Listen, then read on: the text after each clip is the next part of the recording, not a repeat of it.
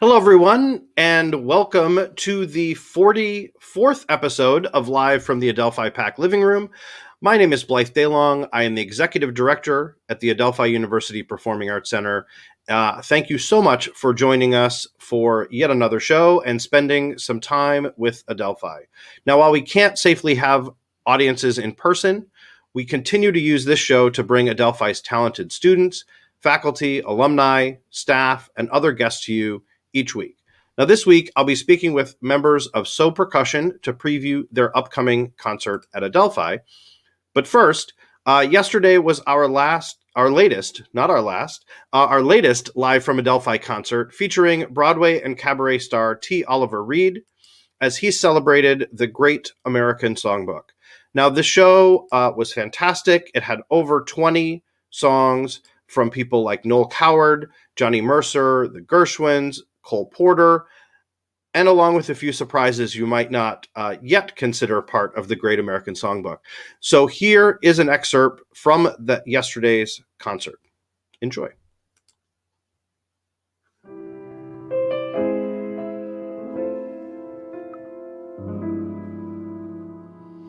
I travel alone.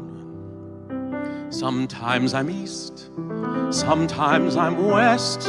No chain will ever bind me. No remembered love will ever find me. I travel alone. Fair though the faces and places I've known. When the dream is ended and passion has flown, I travel alone.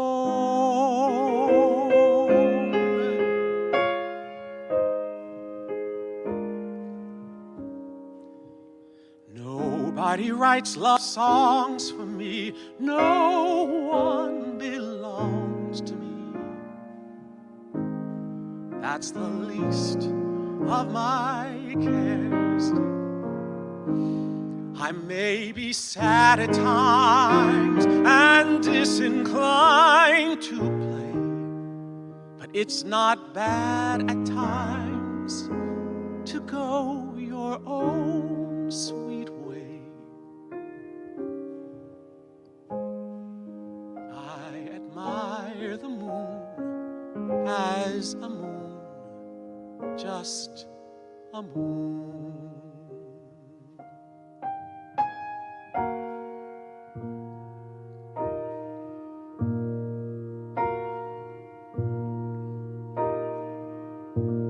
Like the beat, beat, beat of the tom-tom when the jungle shadows fall. Like the tick, tick, tock of the stately clock as it stands against the wall. Like the drip, drip, drip of the raindrop when the summer showers through. So a voice within me keeps repeating, you, you, you. Night and day, you are the one. Only you beneath the moon or under the sun.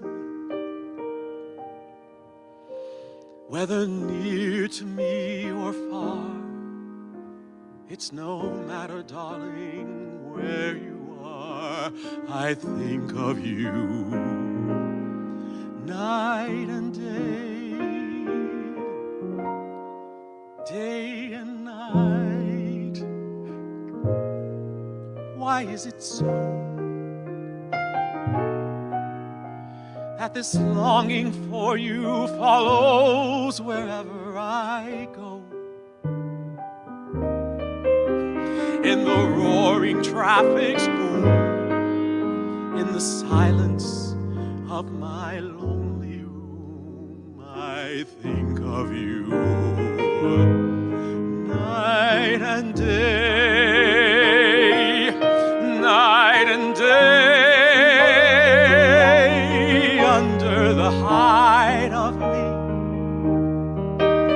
There's an oh, such a hungry yearning burning inside of me, and its torment won't be through till you let me spend my life making love to you day and night, night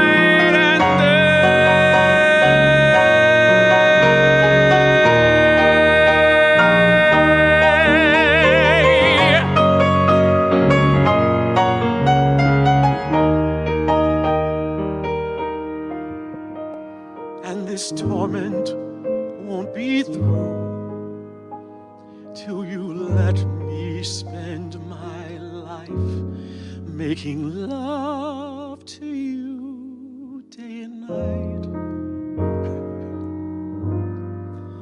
night and day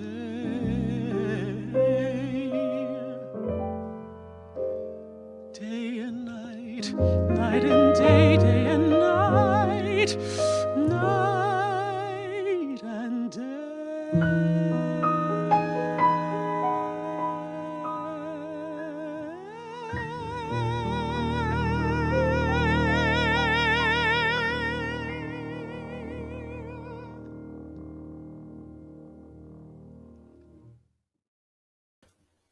So that is just a few minutes of Tim's concert from yesterday.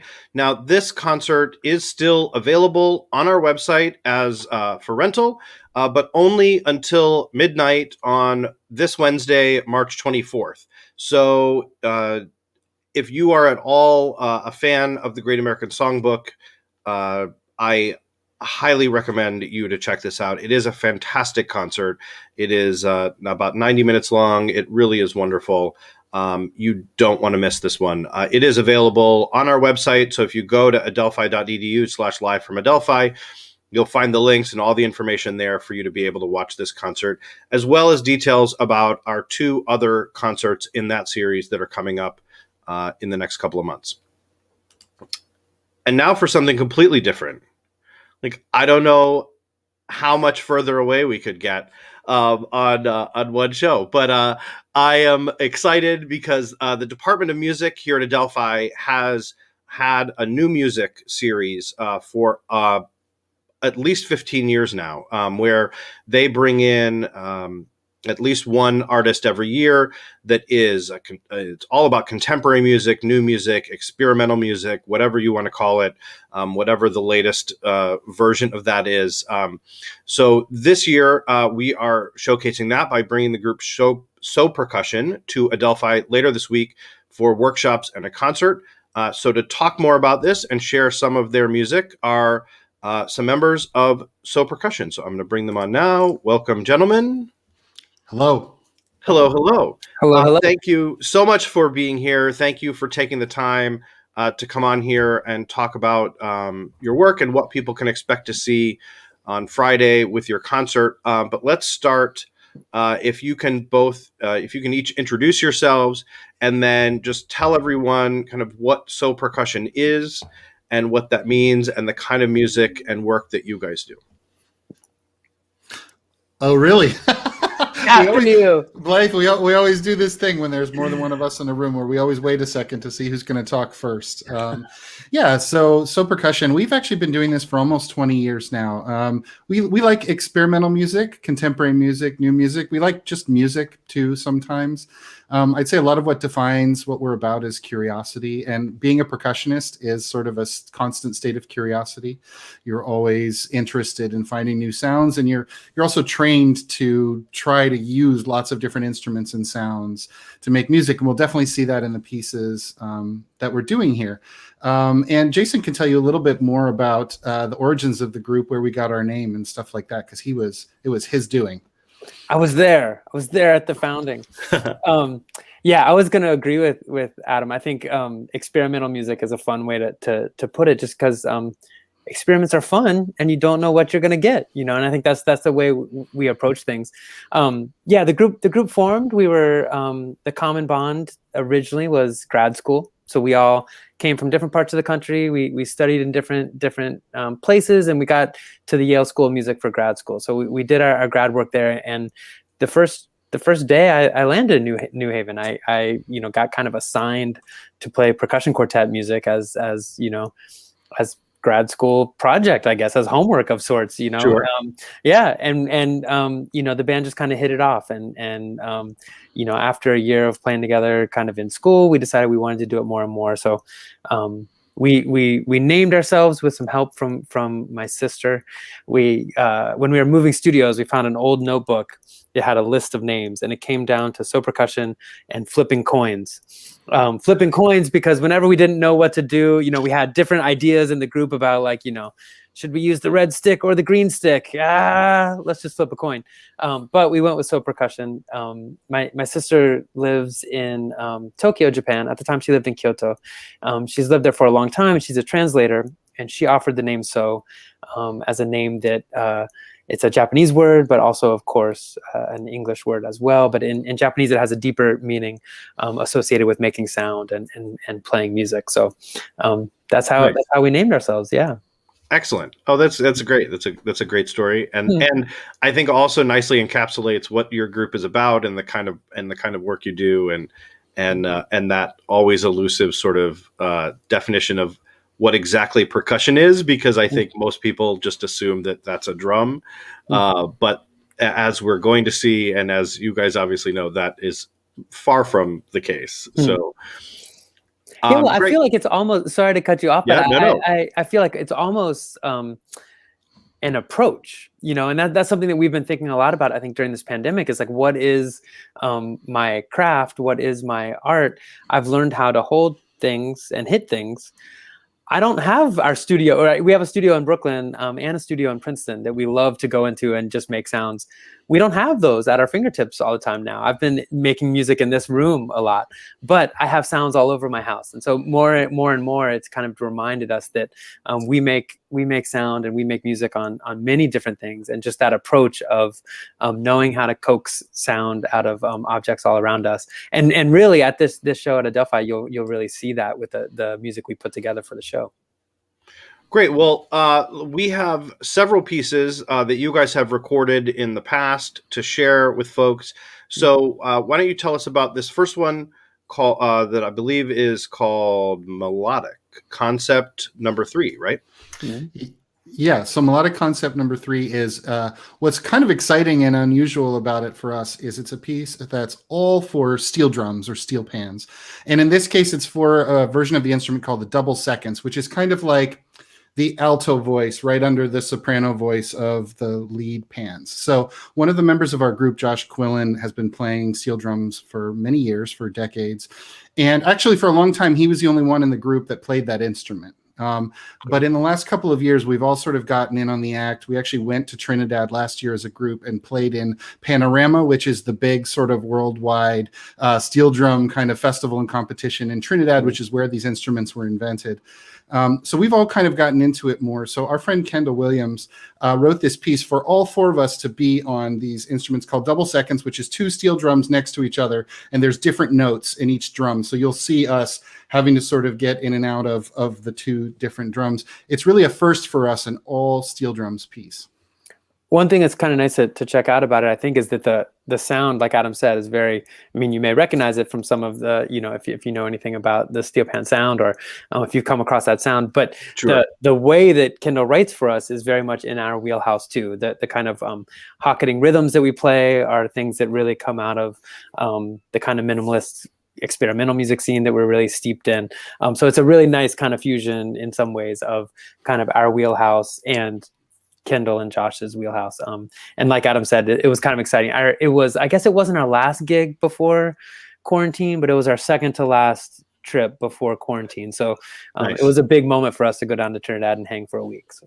Yeah, that's great. And I like, we're starting with this one deliberately because I think it is, as people will see, it is something that a lot of people are familiar with, and an instrument and a sound that people are familiar with, but played and put together in a very different way than most people are accustomed to. So I think it's a great way to kind of ease people into what you guys are up to and the kind of music that you do. So I'm happy to start with this first piece. So everyone enjoy.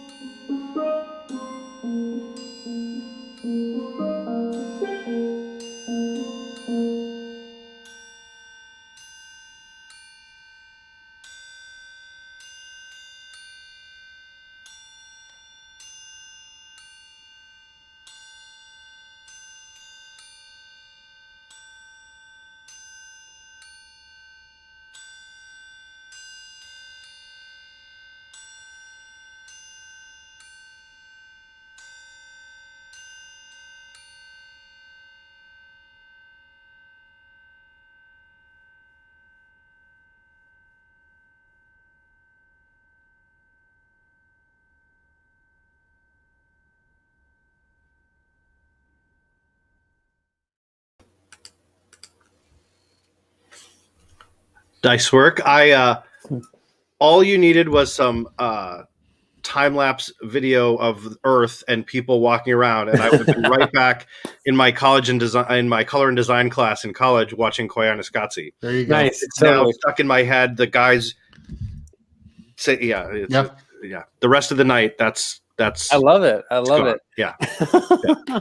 It was a lot of fun. Nice, and it's a nice piece, and also fun to watch you guys both off screen here, like counting along and doing the beats along with it. It never really leaves once you're well, and also I feel like remembering back to I mean we've been making a lot of work during this time, but remembering back to playing music together, we're so excited to come out to play some music for in your space on Friday, and it's been we used to just do it so much, and we could start to feel that coming back. But I don't know, that concert brought me back to, I remember playing so much music in that space in Princeton. I remember being in Trinidad playing that piece, at the university there. And I remember it was like a lot of that in really great ways. Yeah, absolutely. I mean, it's really always amazing how quickly just one little thing can trigger a whole flood of memories and things. And especially a piece like that is so specific and unique, but yet has sort of a common sound that you're used to hearing. So now, so that's a great example and a great start to the kind of work you do.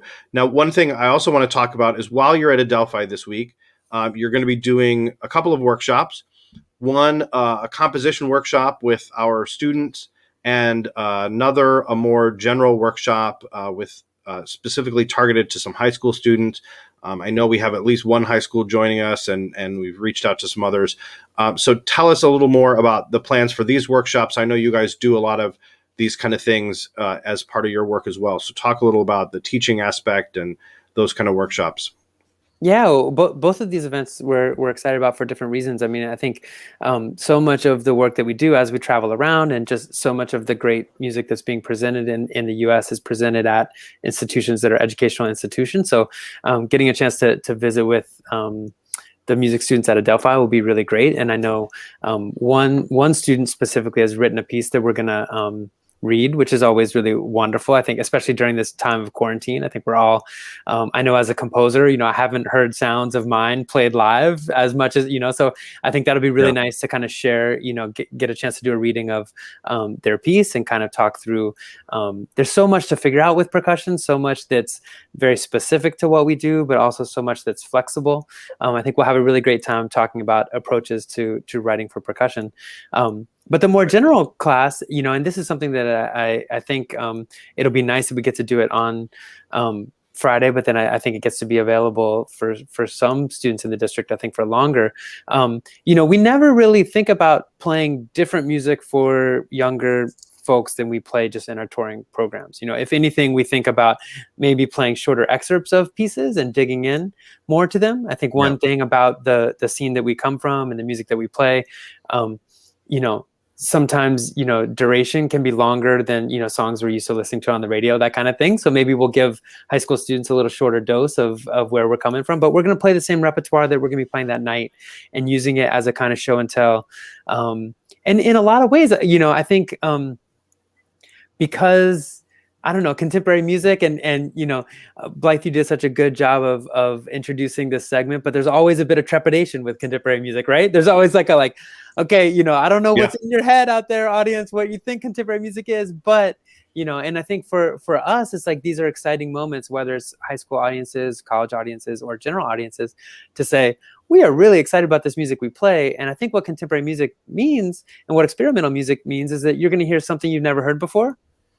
I think if you come to our show, you're going to like a lot of it, and probably some of it is not going to be something that you'd want to throw on again, right? You're going to, it's not, and that's the difference between art music and pop music. I think when I go to see a pop show, or, listening to the awesome songbook, right? These are standards because they've been kind of taken from all the things that have been written and said, these are ones we want to listen to over and over and over again, right? This is like what society has said is like, maybe, let's listen to these a lot.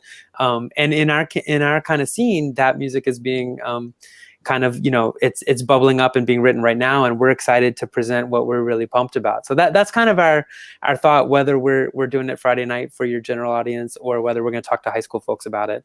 But we'll kind of dig in a little bit more of a how-to behind the scenes way with the high school audience, which is fun.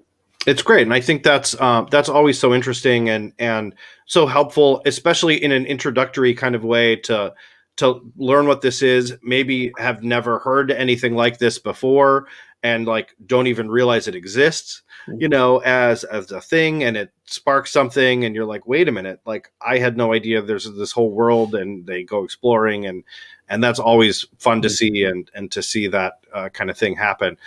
So. The composition workshop is Thursday evening. The high school workshop is Friday evening, as you said. We're going to be making it available through our Department of Music well beyond that. But if there are folks that are interested in seeing either of those, because they're not really going to be publicly on our website, send an email. Let me know that you are interested, and we will work with you to get you the information about how to connect with those, either live while they're happening or after the fact.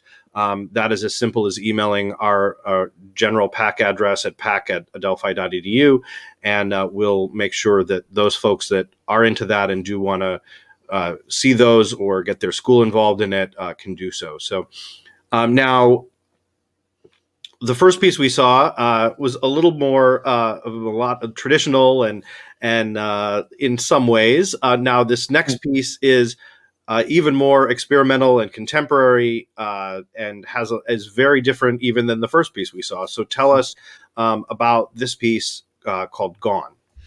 Well, Blythe, yes, that's all true, but it does have robots, and people like robots. It's true. So and a blinking light.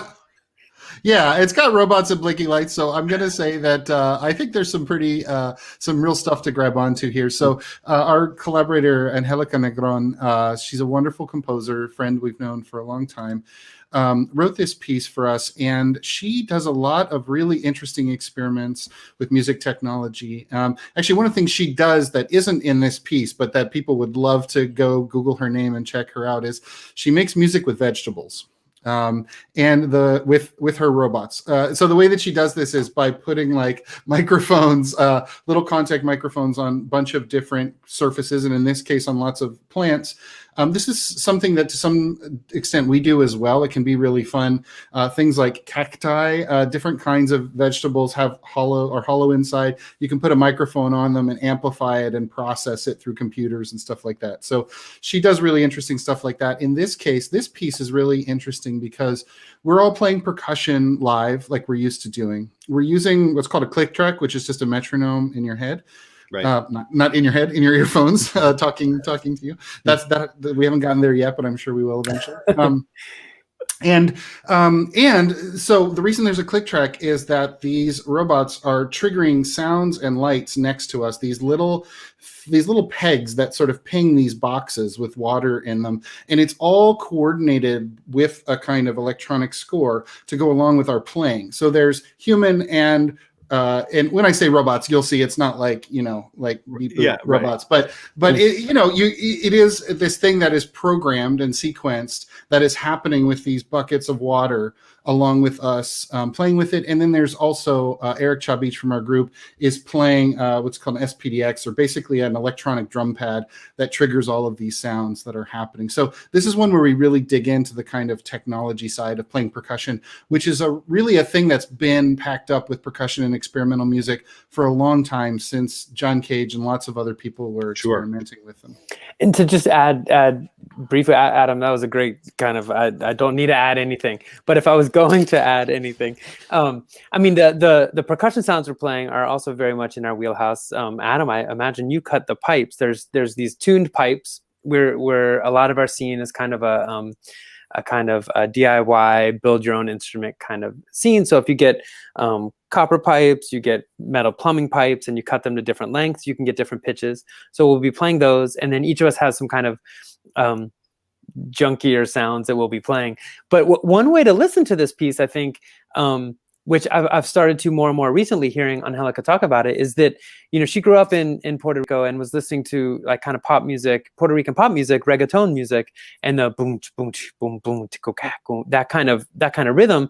This is very abstracted, but if you listen to when we're playing the percussion instruments, you'll hear that kind of rhythmic sensibility in it, which I think is really interesting.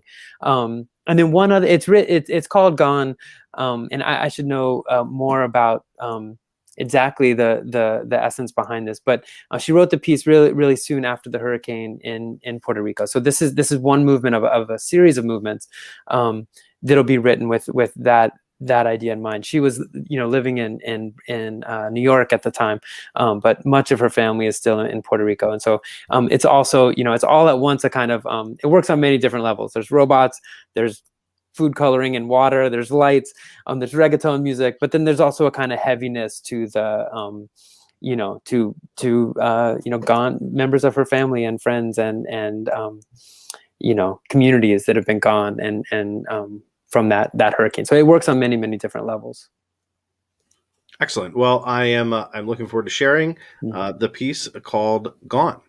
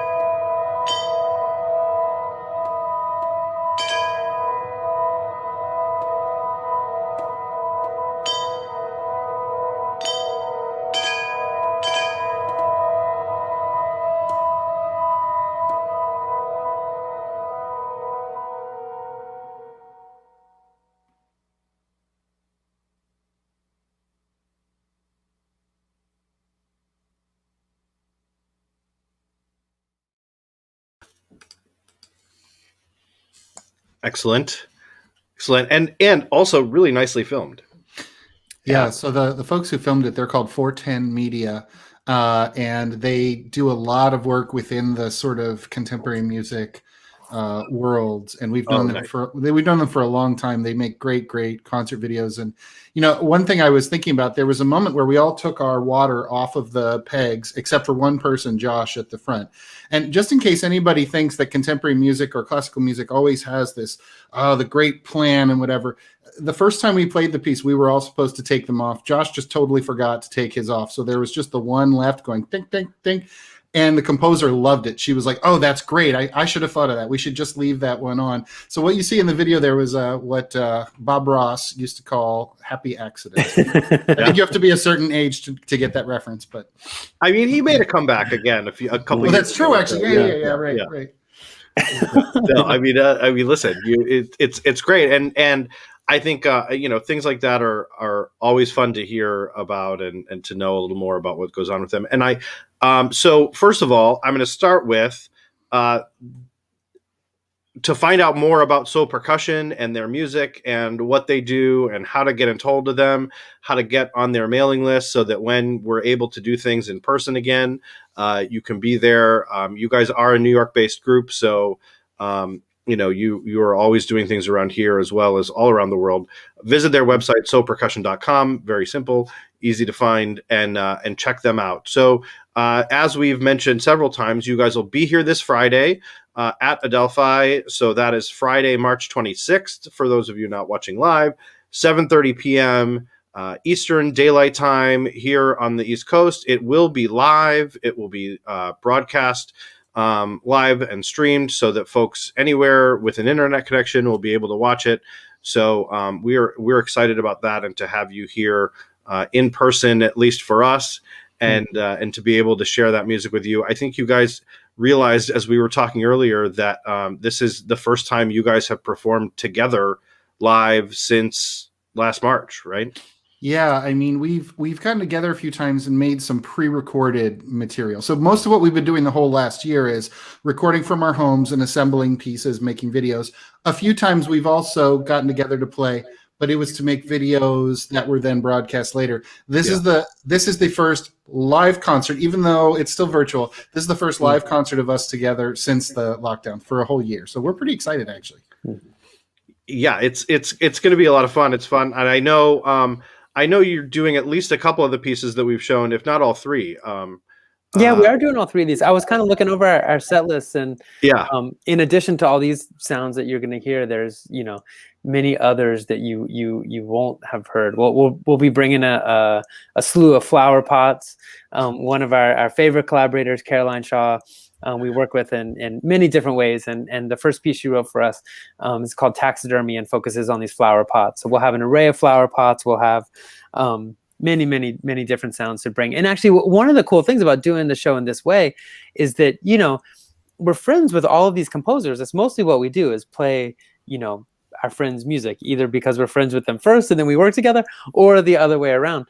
And we become friends after we work together. But all of them will be popping on to talk about and introduce their pieces, and that's something that we can't do when we're traveling around oftentimes. So if you tune in on Friday night, you'll hear Angelica talk about her piece and Kendall talk about his piece, and the list goes on. So we're very excited about the show. Yeah, that's going to be great. We're excited to do that. We've been able to do that a couple times now, and it's like, that's one of those things that you wish you could do more often and in a better way. But now, we're all set up to do it. So it's like, how can we keep this going? Because I think especially for the kind of work that you guys do, it's always so fascinating to hear a little more from the people that created this, and to be remembered that, that is a created thing and not just you guys up there banging out some pots and pans for 10 minutes, that there is more to it than that. And I will say, I know you guys have a lot of stuff. I think we're bringing in a different piano from down the hall for the thing we're about to see. And but I got an email from my production manager that was like, so this show coming up, there's a lot going on here. And I'm like, and I went to your website. I was like, there's gonna be a whole bunch of stuff here. Yeah, it's gonna be fun though. Tell your production manager, don't worry, it's gonna be fun. Oh yeah, no, it's going to be great. I'm looking forward. It's listen, it's a nice change of pace, and for us, and so much of what we've done this year has been one or two singers and a piano, because you just can't do much more than that right now. So the idea of having all this gear and having all this stuff and all over the place we're looking forward to it as well. So again, that is this Friday at 7:30. As always, tickets are on our website. It is pac.adelphi.edu. You can find out exact details about this to get access to the show Friday night. And we are thrilled for that, and for everything else we have coming up. Also, other stuff is on the website, but you'll see that when you get there. So we are nearing the end of the show. We have one more piece of yours to show that, again, is wildly different than the two other ones. But before we get there, I do want to just say thank you to both of you again for taking the time to come on and talk about this, and for us to be able to share these things and to get more people aware of what's going on and build up the audience for your show on Friday. So this last piece is called A Diamond in the Square. So tell us a little about this before we watch this at the end. Well, I think this one, so we recently did two pieces that both had similar ideas. If you're a classical music lover, you will know what a piano sounds like. You know what a string quartet sounds like. And the idea was that we're going to approach these instruments and play a string quartet as percussionists. And in this case, the piece you'll hear of Suzanne's is we're going to play the piano as percussionists play the piano. So it's playing inside the piano. It's playing with percussion implements. It's using thread and fishing line to go between the strings. It's finding all different ways to coax sound out of this instrument, which is really, really fun. Suzanne's an old friend, actually one of the first composers we worked with when we started playing music back in 1999. We met at Yale, and she's written a bunch of wonderful music, and this one is definitely in that vein of wonderful, wonderful sounds from Suzanne.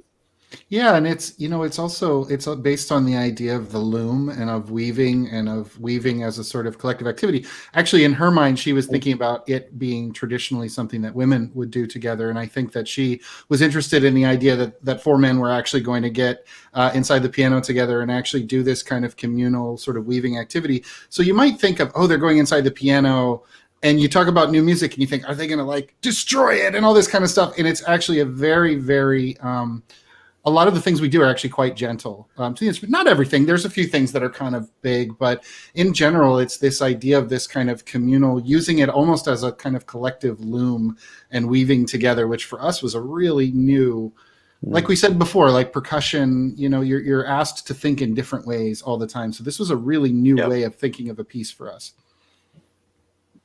Great. Well, again, thank you both for being here. Thank you, everyone, for watching. Be sure to check out T. Oliver Reid's concert while it is still available through Wednesday, and then join us on Friday for the live Sō Percussion concert. Meanwhile, stay safe, stay healthy, and we will see you here again next Monday night. Thank you again, both of you. And for now, please enjoy A Diamond in the Square from Sō Percussion. Thanks, Blythe.